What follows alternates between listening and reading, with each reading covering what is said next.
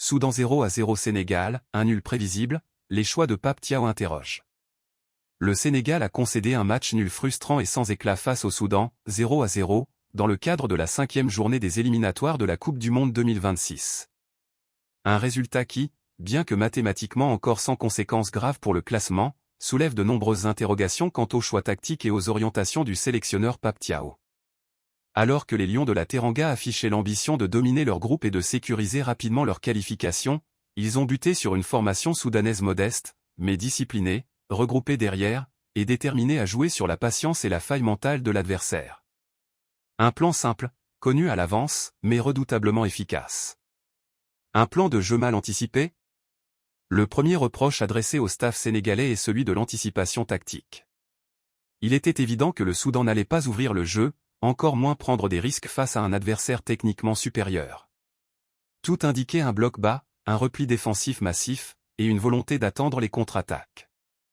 Dans ces conditions, le Sénégal devait miser sur des ailiers capables d'éliminer en 1 contre 1. Des combinaisons rapides dans les petits espaces. Des milieux de terrain créatifs, capables de casser les lignes. Or, la sélection convoquée par Pape Thiaw ne semblait pas conçue pour répondre à ce défi. Une liste déséquilibrée.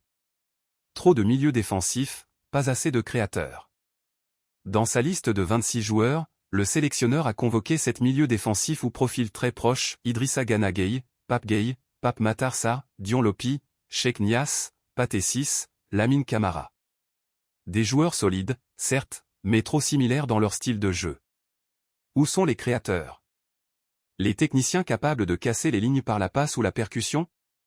Dans le football moderne, surtout face à des blocs bas, la répétition des passes latérales et des ballons vers l'arrière ne crée pas d'opportunité.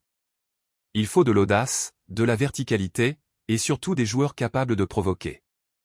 Or, sur les ailes, Ismaïla Sarr ne dispose pas du profil pour percuter dans les petits espaces. Rapide en transition, il est redoutable face à des blocs ouverts, mais souvent inefficace face à des défenses resserrées. Sadio Mané, dont l'expérience n'est pas remise en question, semble avoir perdu en explosivité et en vivacité. Face au Soudan, il n'a que très rarement pu déséquilibrer. Et pourtant, le Sénégal regorge de jeunes ailiers de talent. Ousseynou Niang, Union Saint-Gilloise. Papa Diallo, Metz. Robinho Vaz, OM. Cheikh Tidiane Sabali, Metz, autant de joueurs capables de percuter, de déséquilibrer, et d'offrir une alternative crédible dans ce type de rencontre. Mais aucun d'eux n'a été retenu. À la place, Pape Thiaw a préféré s'en remettre à des joueurs installés, sans réelle concurrence dans ce secteur. Le cas Mané, un sujet tabou? Autre point d'interrogation majeur, le statut de Sadio Mané. Si l'attaquant emblématique a été l'âme des Lions pendant une décennie, son influence actuelle interroge. À bientôt 33 ans, voire plus selon certaines rumeurs persistantes, Mané ne semble plus disposer des qualités nécessaires pour jouer sur un côté. Dans une équipe où les automatismes doivent primer sur les statuts, le repositionnement de Mané ou voir sa sortie du 11 titulaire devrait être envisagé avec lucidité, comme cela s'est fait pour Cristiano Ronaldo ou d'autres grandes figures vieillissantes.